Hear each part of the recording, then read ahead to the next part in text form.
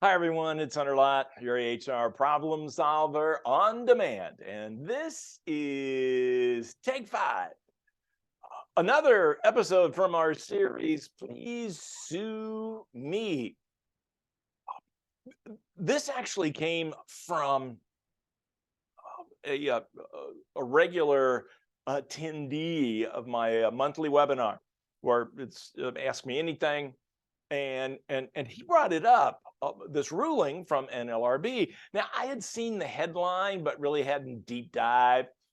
And so after he brought it up, curiosity, I went into it and go, whoa, the NLRB said basically any kind of agreements, severance agreements, that the non-disparagement and confidentiality portion of these are unlawful. Well, now we'd seen some of this action around the Me Too movement and sexual harassment agreements, but this is basically across the board.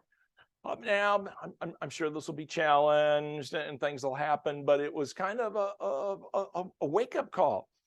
Then, in addition, here comes the Federal Trade Commission. I thought, okay, what are they doing? Well, they're saying that no compete agreements are a restriction of trade, and they want them eliminated. Whoa. And honestly, I'm not a big fan of no competes. I'd always said that we have a constitutional right to earn a living. When you deep dive on some of the legal stuff there are legal scholars on both sides of that argument that's saying, hey, to really get there, you have to stretch. But I love this whole concept. Hey, if you treat them so well, they don't want to leave. Do you really want employees that don't want to be there? Hold them hostage? But a lot of pushback on this one. Again, this one is a proposal. We'll kind of see where this one goes. These are all general topic of what's called restrictive covenants. You see a lot in handbooks, you see a lot in employment agreements.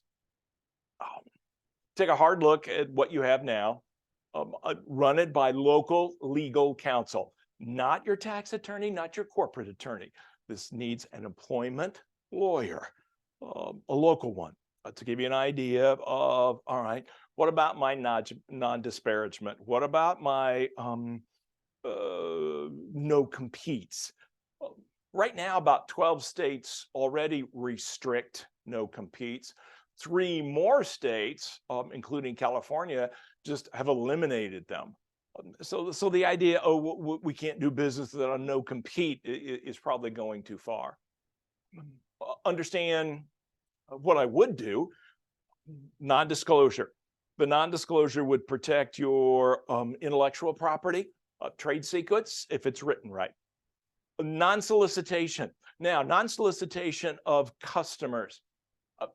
Again, I'm not a big fan of non-solicitation of employees because here's one part in the handbook. It says, yeah, you leave us, you can't solicit or encourage anyone to come work with you.